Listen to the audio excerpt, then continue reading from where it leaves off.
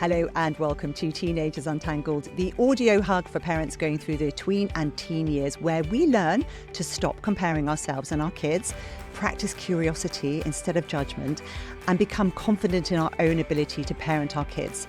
I'm Rachel Richards, mother of 2 teenagers and 2 bonus daughters. Now, if you've been following the podcast for a while, you'll know that my 2 teenagers are very different, both as individuals and in their learning styles.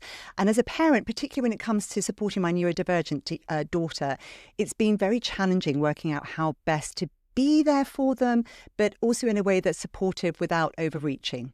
The most important thing I've learned is that I need to demonstrate absolute faith in them, and that the more they feel in control, the more they engage with learning and the world in general. Now, it's not easy to master. I have so many interviewees to thank for helping us to understand how to strike that balance. But today, I want to introduce you to the teen coach, Ned Johnson, who co-wrote The Self-Driven Child. It's a book that most closely sums up everything we talk about on this podcast. Hello, Ned, and thank you so much for joining us. Oh, I'm bouncing in my chair. What a lovely thing to know that some of what we try to share in our book so aligns and resonates with the work that you're doing. So it's genuinely brilliant. You run an elite tutoring service. So we're getting some very expensive advice here for free. This is what my podcast is about. I've got these kids like, how do I get free advice? Let's start by why did you get together with Dr. Stixrud and what preempted this book? Yeah, so my writing partner, Dr. William R. Stixrud, is a clinical neuropsychologist. He's about 20 years older than I am. He'd been lecturing for decades about the negative effects of stress on developing brains. And probably about 15 years ago, we were invited to lecture at a local school about motivation and how do we foster healthy, more intrinsic rather than extrinsic motivation in young people. And we started palling around and doing a bunch of talks and just kind of felt that we liked the way that one another thought. And at some point, Bill said, it feels like it might be worth maybe writing some of this stuff down to put in a book. And he asked me, he said, does it seem to you that there's kind of an organizing principle around this?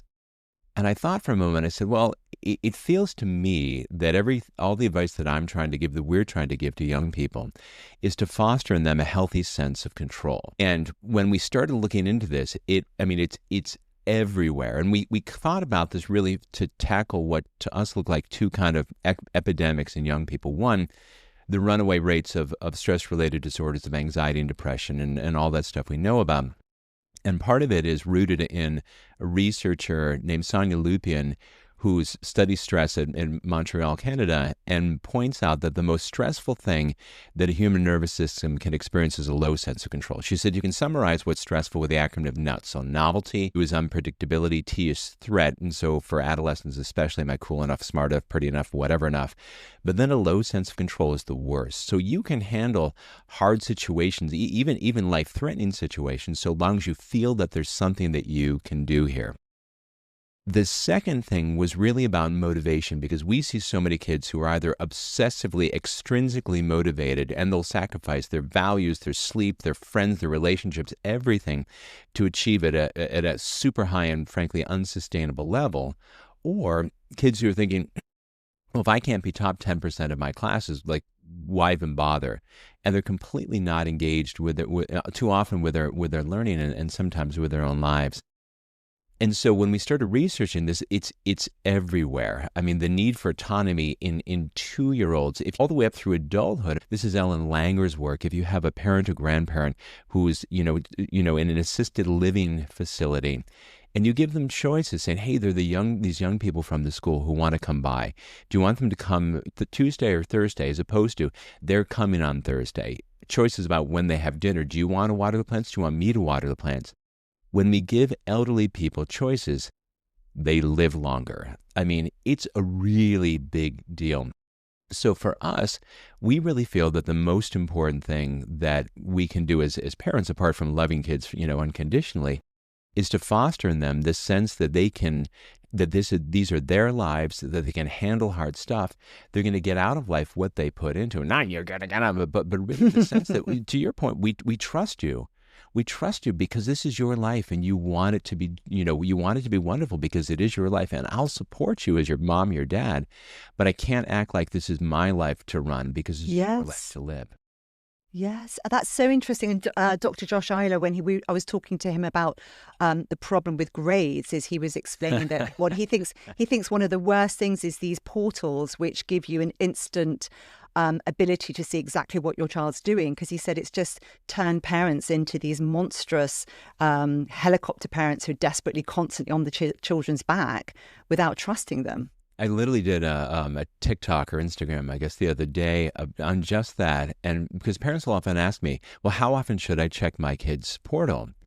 And for me, Really? it's the wrong question. You simply ask your kid, would you like me to check your portal? Do you want me Yes. to backstop? I know you get involved with things. You get a little carried away. Sometimes you miss things because you're human.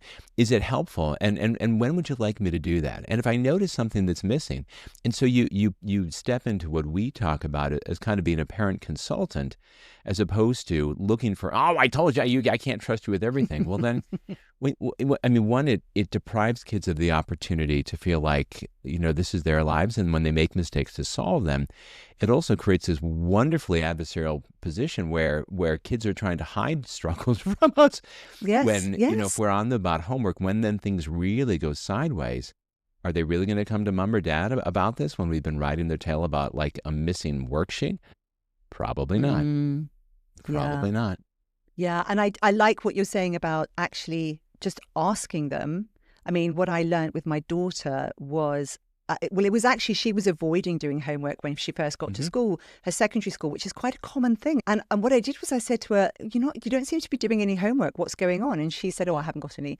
And at that point I said, well, that doesn't really make sense. So can we talk about what's actually going on? And I gave her a chance to talk to me about what she was experiencing in school, and it was all sorts of other things. So actually just getting on her back about the homework wouldn't have helped her unpick the other reasons why she was feeling the way she was.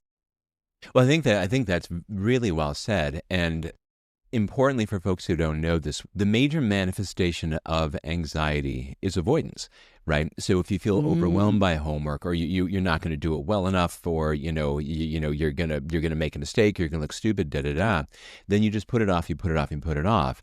And then oftentimes kids, having put stuff off, then they feel like, well, I've put it off so long, it needs to be really perfect. And then you're kind of stuck in this vice.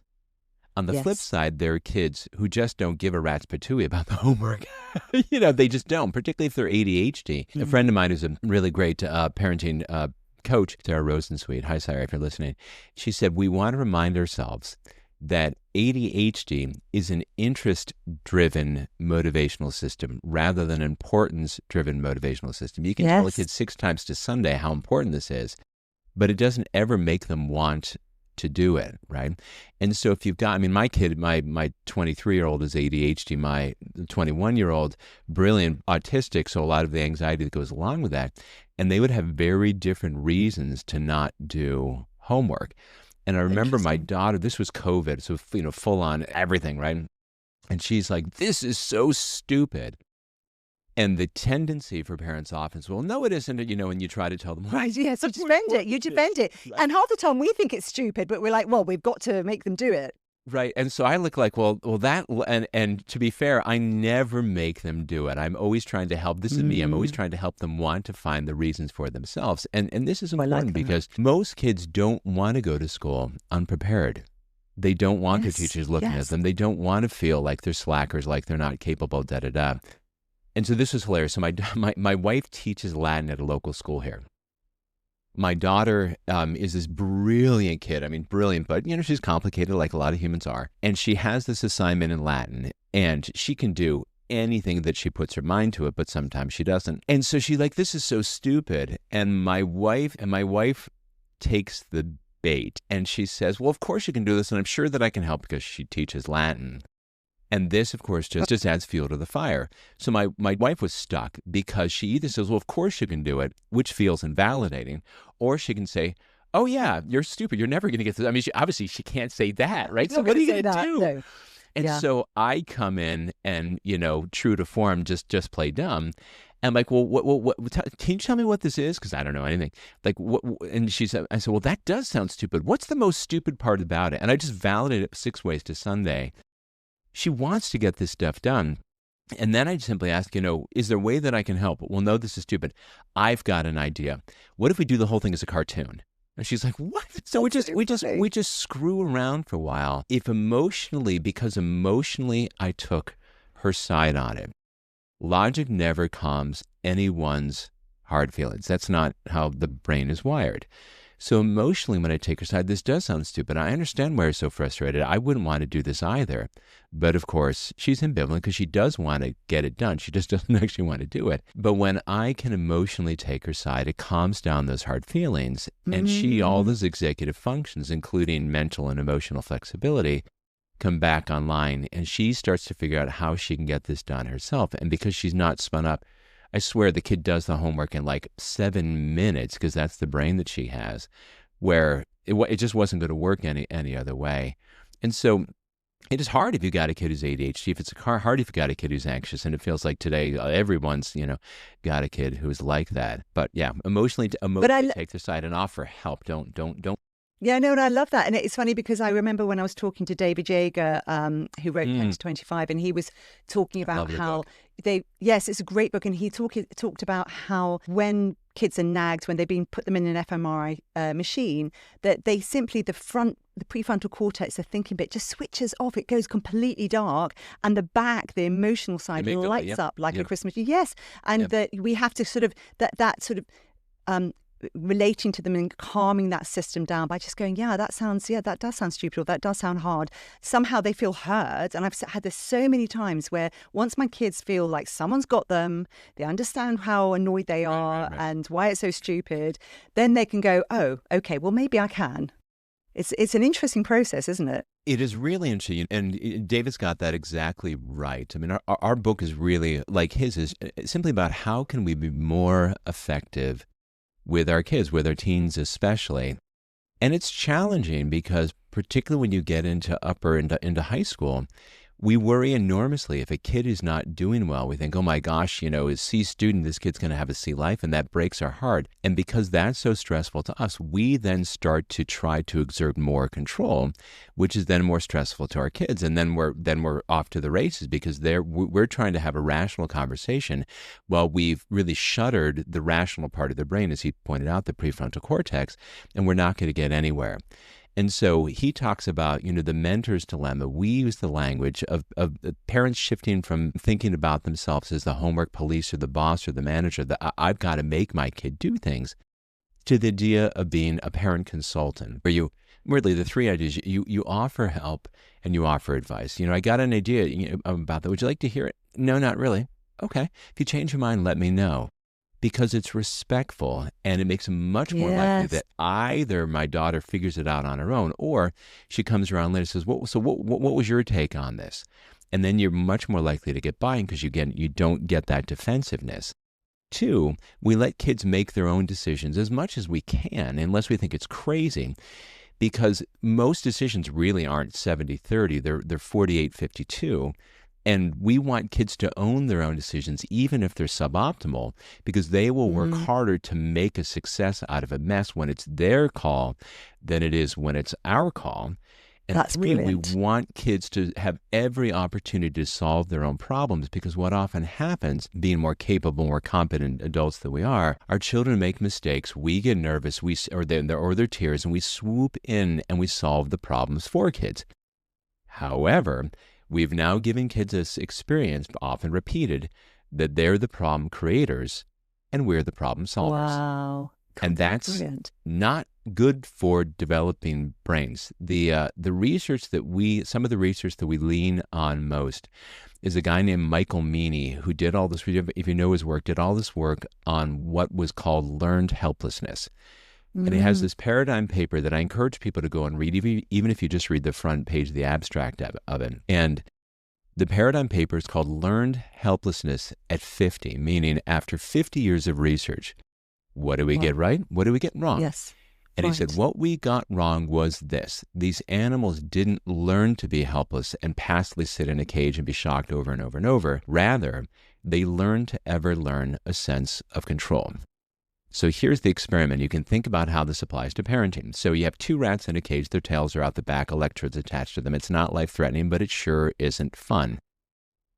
A light goes off, lets them know they're going to get shocked, and here it goes. And you watch the explosion of stress hormones in the brains, and they stop thinking clearly.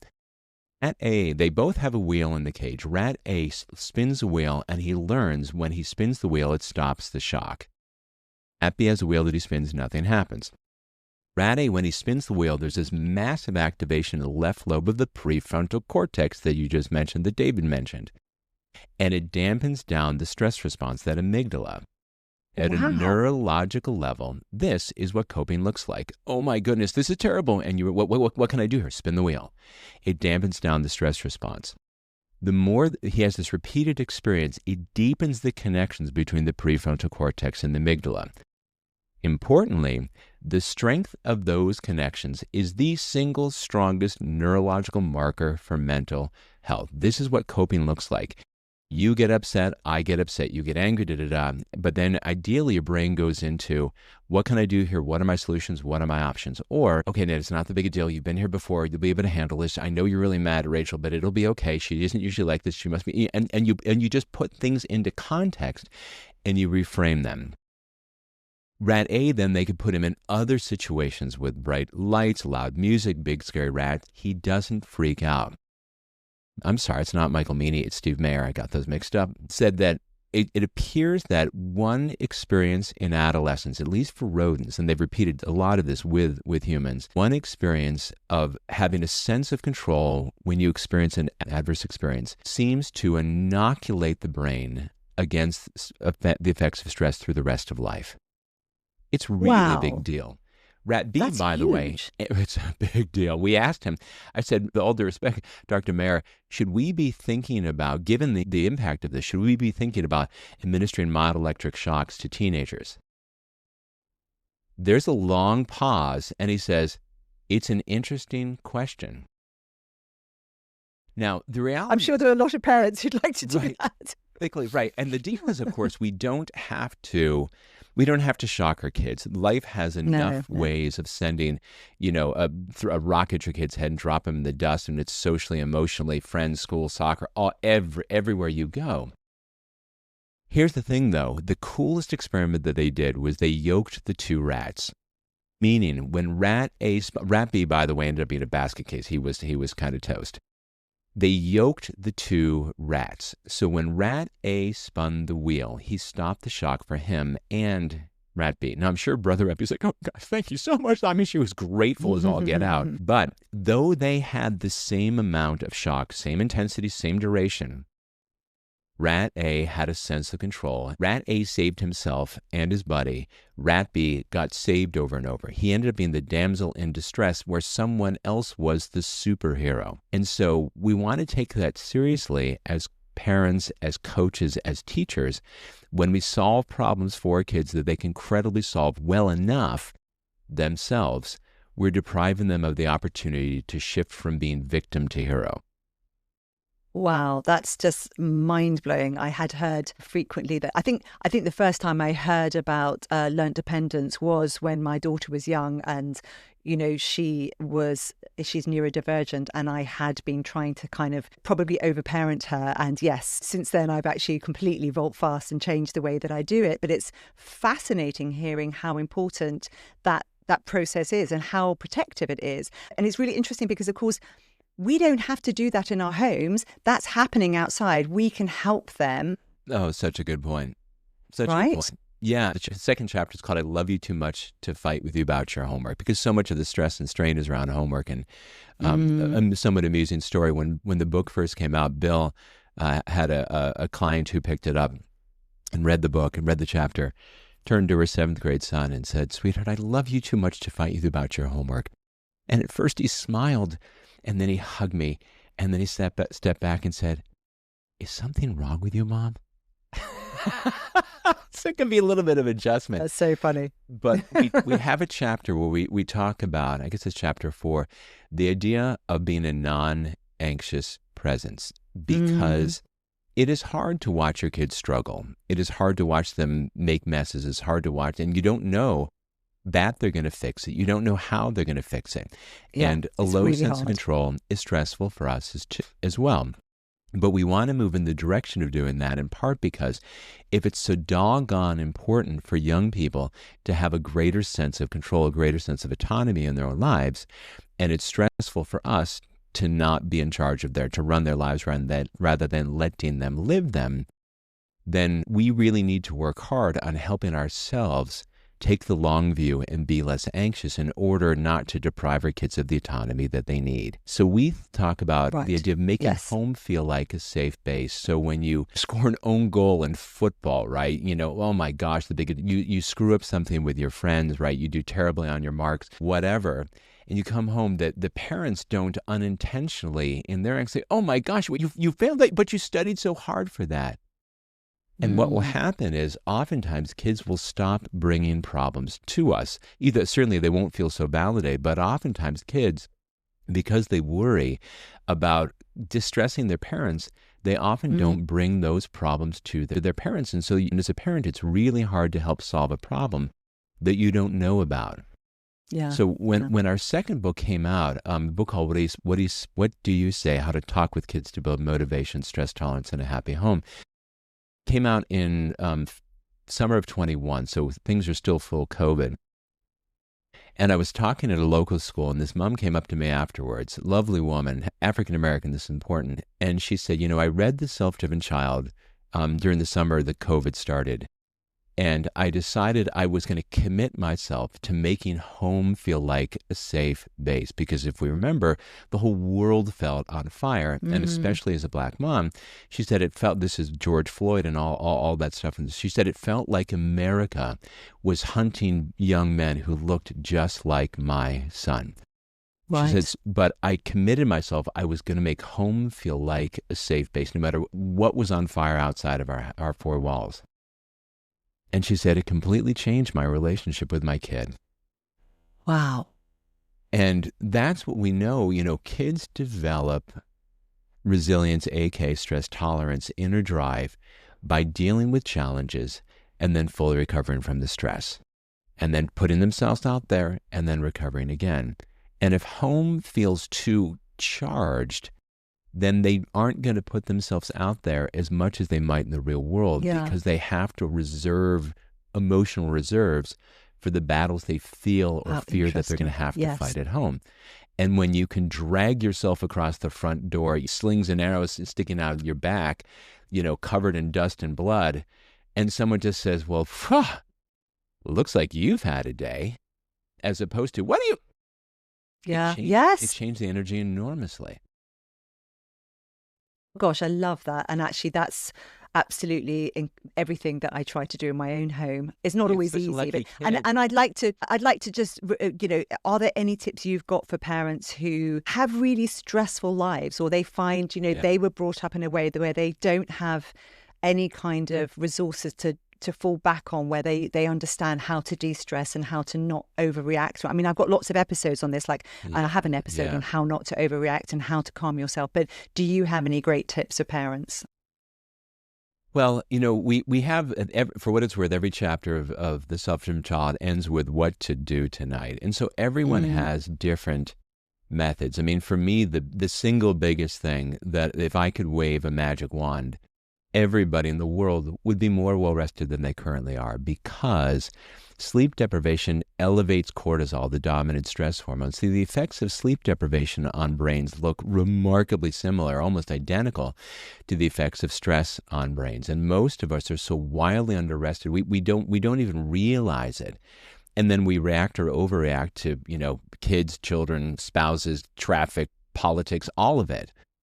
Because sleep deprivation weakens the connections back to the prefrontal cortex and the amygdala. I had a complicated family. My dad was an alcoholic. My mom was institutionalized with all sorts of mental health. I spent 3 months of 7th grade in a pediatric psychiatric hospital. So I had some really hard times in my life. At this point, if I act like a person who's institutionalized, please don't tell me. But, because I was depressed as a teen, I'm really vulnerable to falling in that again.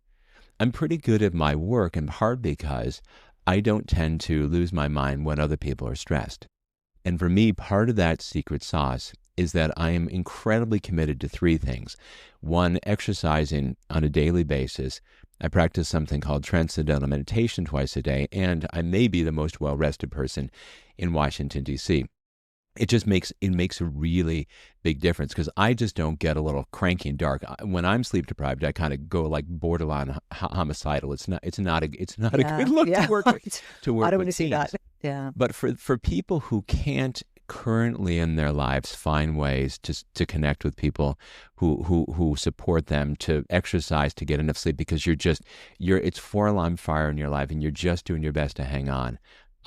I get it, and I can't possibly talk to you about self-care when you're like, I can't. What I would say is this: you can credibly feel when you are frustrated with your kids, angry with your kids, scared about your kids.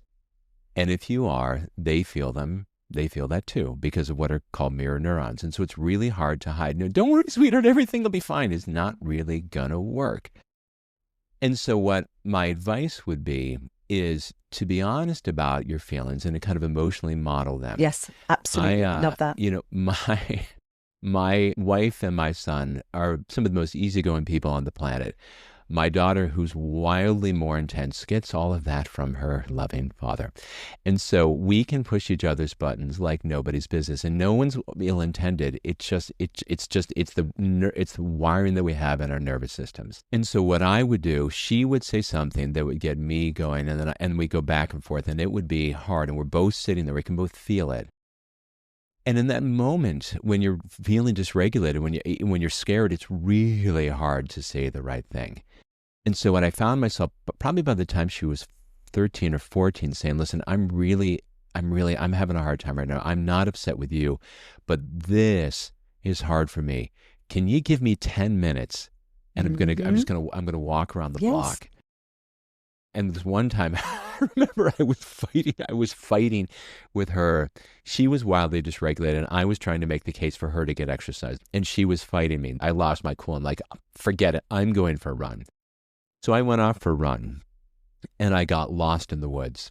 And it wasn't like a 3-mile run. It was like a 13. I do not have a good sense of direction. It was hilarious. And I limped my way back after a very long run. And everyone's great. And my daughter, because my energy had left the room, had of her own accord decided to go on a stationary bike and get some exercise. It was a riot. Right. So if you're feeling intense, just say to your kid, your spouse, I'm sorry, I'm not doing great right now. Can you give me a moment and listen to some music, take yourself out of the situation, because stress is so incredibly contagious and we never can fully know where it starts. If I'm stressed, I can stress out my kid. If my kid is having a hard day, she can stress out me. And then we're all wondering why everyone's having a hard time. And I absolutely mirror your entire life situation. My kids know, because I'm very honest if I'm struggling. And what happens is if you're not honest about it, they think you're angry with them. So I'm much better now at saying, actually, I'm really sorry. I just have such a short fuse. And they'll go, Mum, go for a run. You're just driving us nuts. Now, where I did an interview talking about kids who fail to launch. And one of the key things he said, we just start with the sleep-wake cycle. If you can, if everything's falling apart, but we can just get that one thing right, that's a good building block to work from. So I totally agree with you. And on the stress side, there are different types of stress, like positive, tolerable, toxic. Are there ways that parents can tell the difference? How can we tell? Well, it effectively, with us or with our kids? Probably with our kids. I mean, with our kids. So there's something called the Yerkes-Dodson curve, and it's an axis. So across the bottom, the x-axis, there's what's called physiological arousal. It's measured in a stress hormone called cortisol, low, medium, high. And then on the y-axis up and down is performance. And so if the stress is too low, if there's no stress, typically there's no performance at all, right? If you didn't have to hand in a paper, who would probably write the paper, right? You're not, you play in a team in sports who are terrible. Well, you're going to win, but you're not going to play your best because they're not good enough to make you play your best. In the middle is what is called optimal arousal. So we experience this as butterflies, excitement. You're a little on edge, but you're also a little excited. And that's where we like to be most of the time, and not all the time. It's hard to do that, but more often than not. But then as the stress keeps getting higher, the performance doesn't. It comes back down. And this is where we're in distress and that avoidance that I talked about before. Oftentimes parents will see, this is important, parents will see kids who seem to be doing very little. They don't seem to be trying very hard. Their performance is poor, and we think that they don't care enough. And what we need to do is lean on them. But the reality is they're way out there on the right tail of the curve, and their performance is low, and so is their engagement, because they've fallen into that stress-related avoidance. And the more we lean on them, the more they resist even more. And so a lot of times with kids who seem to be underperforming, we think you got to get this kid, you got to get this kid, you got to get this kid. And our experience and the science supports do just the opposite. Say to a kid, interesting. I couldn't make you do this homework, right? I was like, well, I'm going to duct tape you to a chair. What am I going to do? No, quite. Or, I can see that you really don't want to do this right now. And for what it's worth, I'm not worried about it, because it's not a crisis. It's not a crisis if you don't get this done now, if you don't get a good mark, because I know you've got a brain in your head, and I know you can do well, when you decide that it's the right time for you. And if you want my help, I'll help you any way that I can. We're back to that parent as a consultant. I'll help you any way that I can, but I'd be foolish to act like it's my job to get you to do this stuff, because that won't work. I couldn't make you if you wanted to, and it's not really respectful. What I would say generally to the question that you asked is, can we know where they are? We think we can, but because that low engagement can look very similar because you don't care enough or you care too much, and it's really individualized. And frankly, around any activity, whether it's sport or school, to be optimized, it has to be individualized. And what we think, we think that our children experience things the way that we think they're experiencing them. And we don't know that. There's a wonderful book, I don't know if you've ever talked with John Rady, who's a professor at Harvard, and he wrote a book about athletics. And the book starts with a physical education teacher in Minnesota, whatever it was, and they were now doing all their classes with kids having a heart rate monitor, where they're all working on their personal best. And he points out this kid, and she is trudging around the track going like a 18-minute mile. I mean, really slow. And he said, last year, I would have been yelling at her, come on, pick it up, slowpoke. What are you doing out there? But her heart, look at it, I've got it. She's 160 beats a minute. Whoa. She is really She's working really hard. But we don't know that. And so from my perspective, we just want to assume the kids are doing the best that they can in that moment. And sometimes they're underperforming or they're under-engaging right now because they're saving that energy for somewhere else. We just don't know. I just think, presumably actually asking them, like getting into a kind of conversation about how you're feeling, what's going on in there, and rather than judging it, just letting them talk about it. Which end of the spectrum is it? At least we know that it would be one of those things. It's a great give us some information. Yeah. I mean, there's a study, this is so funny, there's a study that came out of Yale 2020, so pre-COVID, around school, and it found that for the majority of kids, 75% of their feelings around school were negative. And more than half of kids, this is great, more than half of kids were tired, bored, and stressed. And I looked at Bill, I'm like, bored and stressed? Like, wow, that's nifty. How do you pull that off? And he said, well, because being bored is stressful. Yeah. And so 100%. Around school or sport, art, music, whatever it is, do you feel like, is this too, I feel like you're not really leaning into this much. Are you working as hard as you want to? It's okay. Do you feel like this is too intense for you, or do you feel like this is too boring for you? And that's, to your point, start that conversation. Yes. Because it's really hard for kids and for teachers for that matter, particularly in a large classroom, to get it right. Maybe a third of kids, it's perfect, challenging enough, but there are a third of people like you who are like bored out of your minds, like, why won't Mr. Johnson pick up the pace? And then there are 30 kids who are like, oh my gosh, he's going so fast and I can't keep up. Yeah. And it's hard. I did that with my daughter, and she was just bored. Once I uncovered that, I then just said, so all I want you to do is every lesson you go into, try and find one thing that you're interested in and focus on that. Just at least one thing, and tell me about it when you get home. And that really did help her sort of to inch her way through the lessons, because she was just checking out. One thing I wanted to talk about, because we talk about we think about kids doing nothing, and that really concerns a lot of parents because they schedule everything for their kids to make sure they're getting everything. And then you mentioned transcendental meditation, and I think I wasn't really aware of the benefits of it really before I read your book and before I actually ended up spending a week on a yoga camp with a young woman who has really quite strong ADHD. And she said to me, I meditate every day, twice a day. I can't function if I don't do this. And I said, well, where did that come from? What is it? And she said, I just taught myself. So clearly she has that ability to sort of self-correct. But rather than just talking about transcendental meditation, which you use, let's talk about the default mode network, because I only recently understood more about that. So what is the default mode network? Well, so I'll go really quick if I may. In meditation, there are kind of two types of, the two big classes are what are known as mindfulness meditation and transcendental meditation. And in many ways, these work a little bit differently. We think about kind of mindfulness meditation is really a practice of developing a tool for focused attention. And so it can be really helpful during an anxious moment where I'm stressed about this other thing, and I can think about a mantra, I can think about my breathing, and I can really shift my thinking in ways that are helpful. For this young woman whom you mentioned, with her ADHD, she has her thoughts oftentimes going all over the place when she would wish it to be more focused. And so that mindfulness meditation can really develop a habit of mind that allows her to focus her attention in ways that are really powerful. Transcendental meditation is a practice of sitting twice a day and thinking, and you're taught a kind of a nonsense Sanskrit word. It has no particular meaning, but you think about this in order is a way to enter a state of transcendence, and it's a process of really deep relaxation. The TM is a little bit more about kind of working on your nervous system writ large. Mindfulness is a little bit more about a tool, and for us, we think about they both have their place. The default mode network, and I'll come back to the meditation in a moment. The default mode network is a whole network in the brain, not a part of it, but a whole network across the whole brain that's that activates when we're not actively involved in a cognitive task.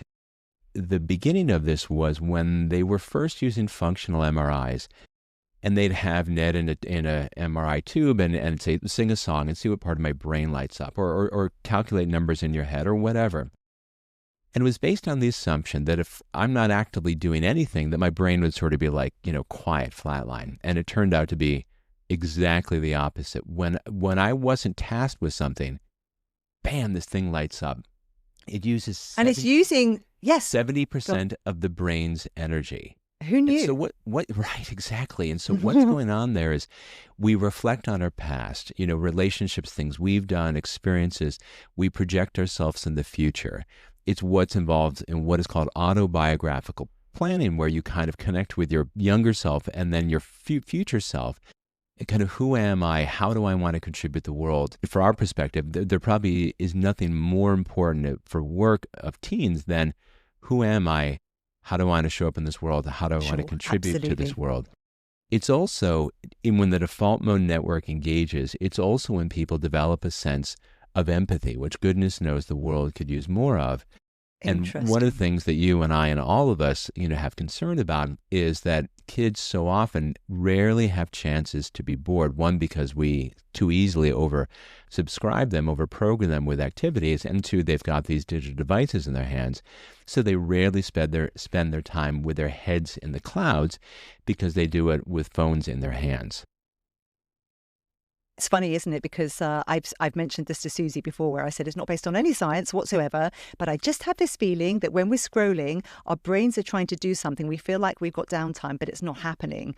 And I found what's amazing is if I go for a dog walk, I'll think, I'll listen to this music, or I'll listen to this podcast, and within 2 minutes, I just think, no, I just want to be with my thoughts, and that's that's what's happening. It's this kind of figuring things out. And I guess, so what, in that respect, what do you think of screen time and we want to limit it. Obviously we're big fans of the work of Jonathan Haidt and the Anxious Generation. We should do everything we can to delay screens for children. It becomes more complicated when they become teenagers because A cell phone is the device by which they entertain themselves, sure, but connect with their peers, explore the world outside of their environs, figure out tools of communication. And adults can live lives successfully without drinking alcohol, without gambling, without doing all sorts of things that are really optional. But unless you're going to join, an Amish community, you're not likely to have a technology-free adulthood. So true. Our perspective on this is rather than controlling teenagers' use of technology, we want to help them learn to control for themselves their use of technology before we send them off to university with hopes, dreams, best wishes, and a suitcase full of our money. Because that's a kid who's ill-prepared, right? And they can be coming home pretty quickly with that cell phone and the money gone. So it's a complicated issue. And part of it, of course, is that none of us grew up with a cell phone, so we can't reflect on what we did when we were 14 or 17. Yeah, it's interesting, isn't it? Because I think I've written an entire Substack about how I think you can look at this as a parent within your family and how to graduate your kids into using a smartphone. And I'm so with you, just hold them back as long as you can. But the problem is, if all the kids in their school are using, preferably not at school at all, but if all your kids in your friendship group are, I was one of those kids who didn't have a TV.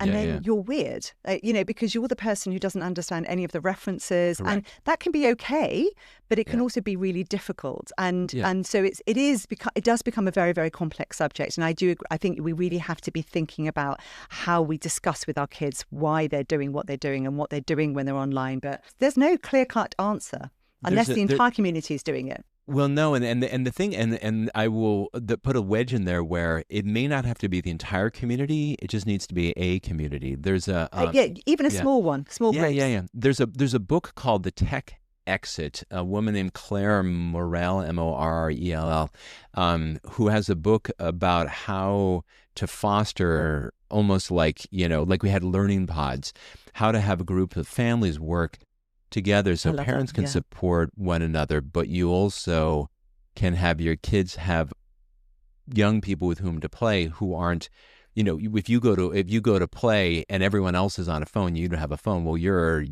stuck, right?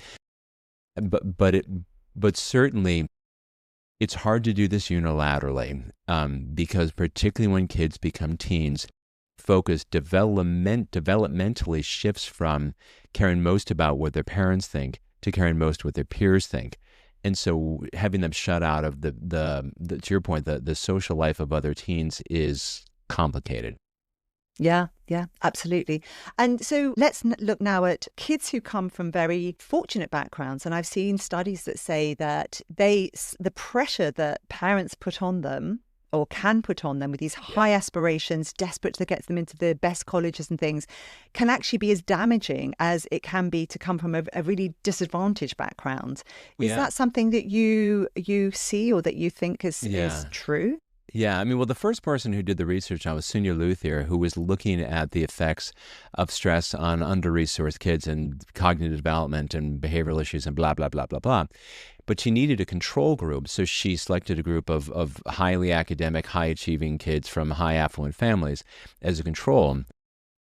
And she found that their stress was even higher than were the kids who were under-resourced. Yes. It's a big deal.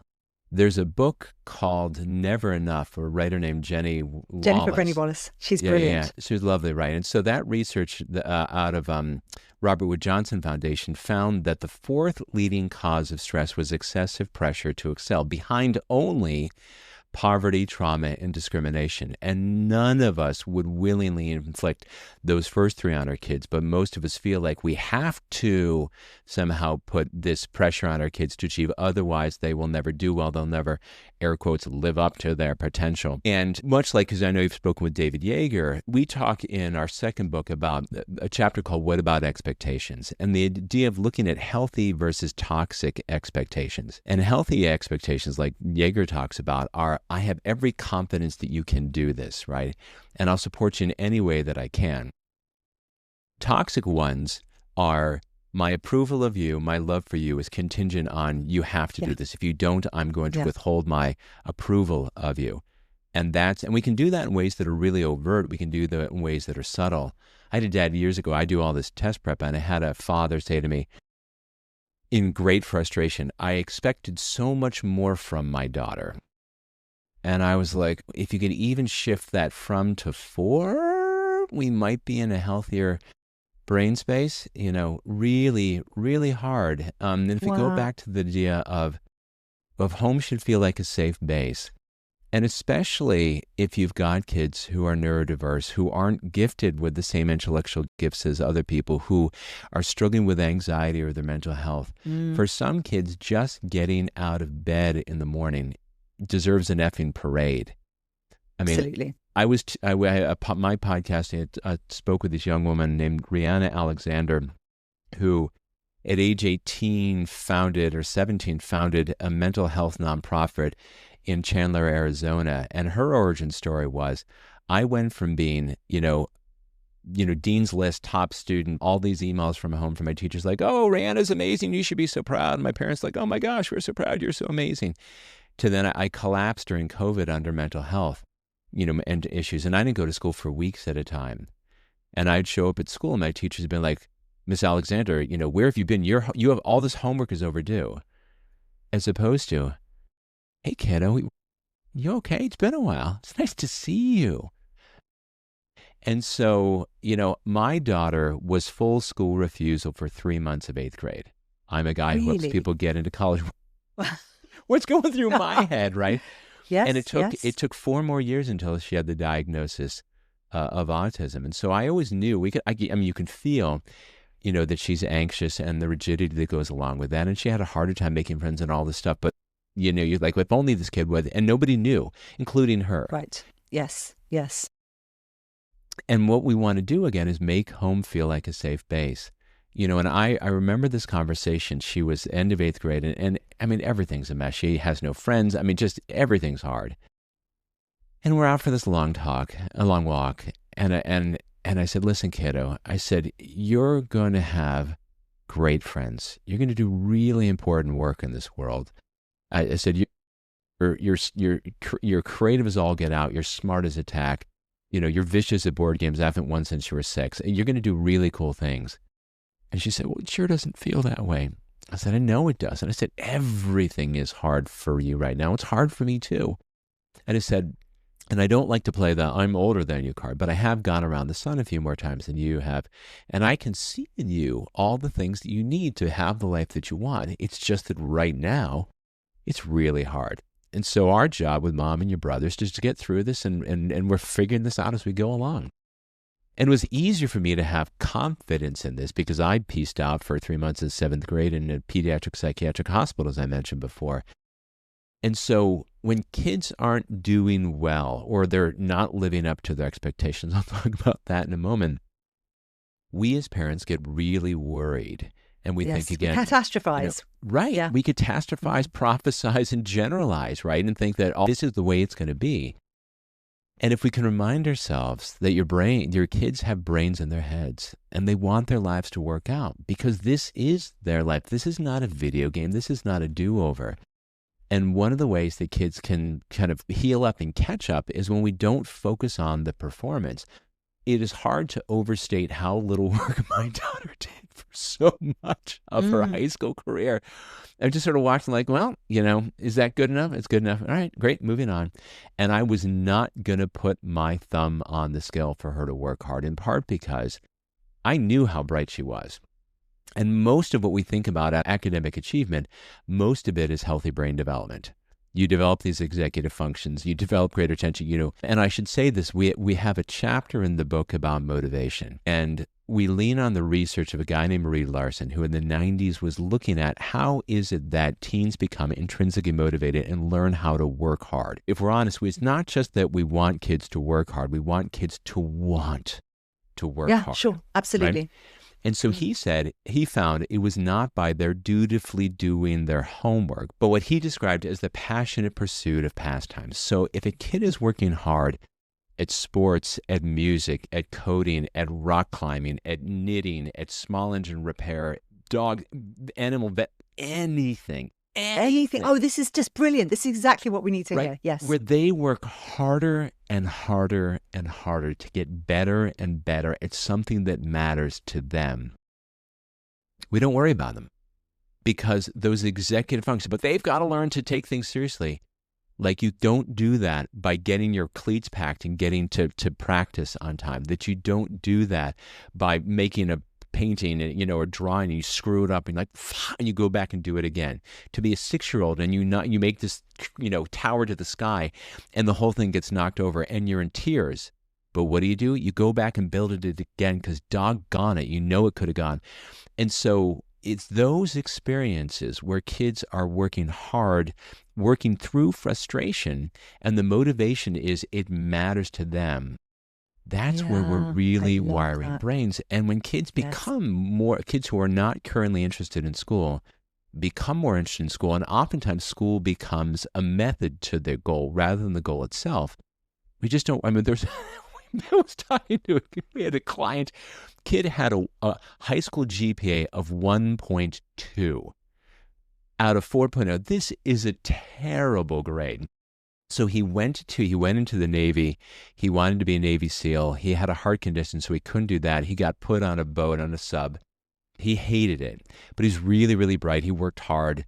The commandant or whatever could see this guy was bright, gave him more and more responsibility. At some point he said, have you ever thought about college? He said, well, I did, but I didn't do well in school. I said, well, now that you've done here in the Navy, they don't care about your grades, but they may want you to take the ACT. So they sent off for the ACT. He took it on the boat, did great on it. Kid is now in his 3rd year of university at Harvard. Wow. 1.2 to Harvard. Wow. And so one of the things that we as parents and just adults know, there are a lot of paths to success. The last chapter in the Self-Driven Child is called Alternate Routes. And doggone it, there's so many ways that people can get there. And if we don't catastrophize and prophesize about kids, if we don't worry that they're going to get stuck, they don't tend to get stuck either because they don't want to stay stuck.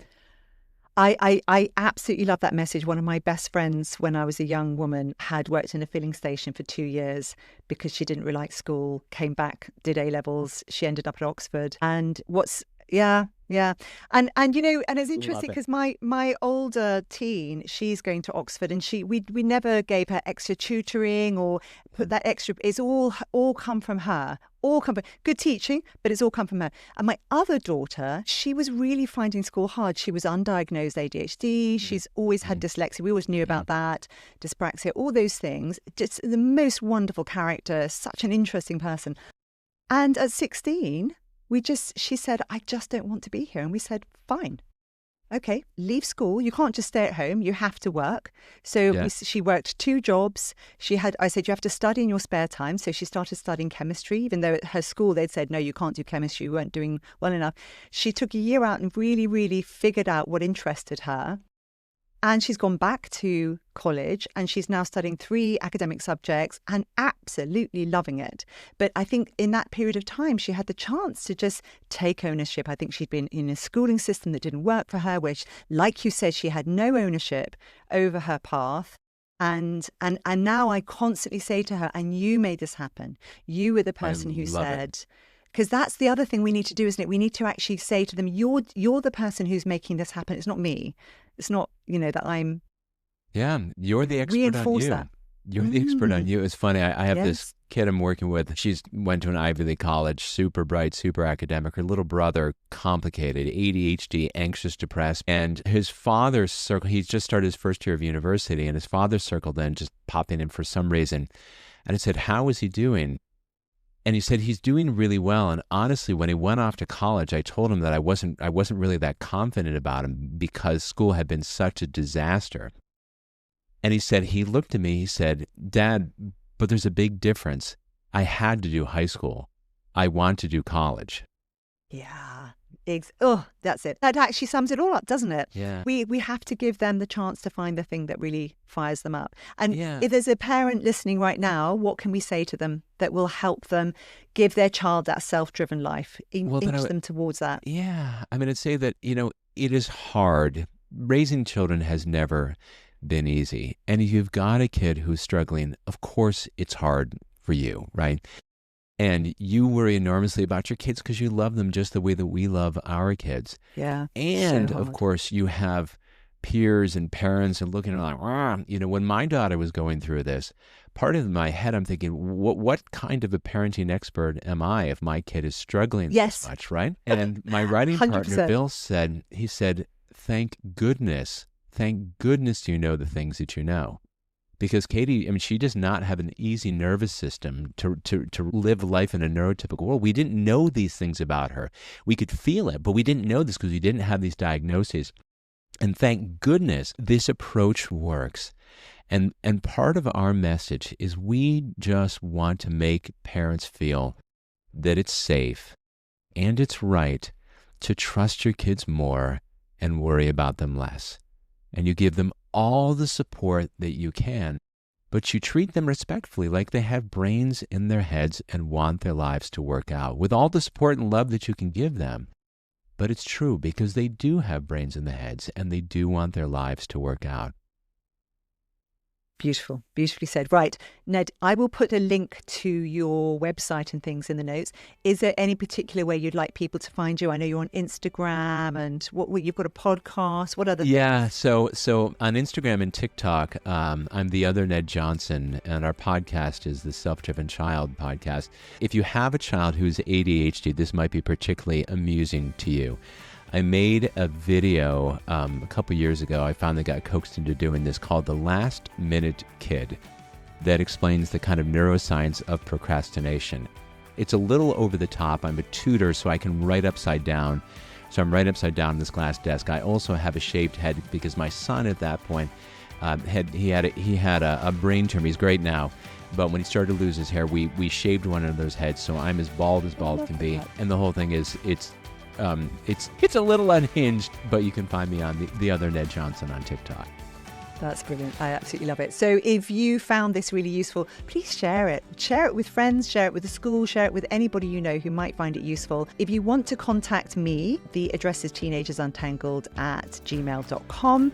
I have a Substack and I write up extra bits that have come out of my podcasts and think pieces. So you can find me on there. You can find me on YouTube. You can find me on www.teenagersuntangled.com. I'm on Instagram more than other social media platforms. I'm terrible at TikTok. I need someone to teach me. And that's it. Have a great week. Big hug from me. Thank you, Ned. Thank you. Bye-bye for now.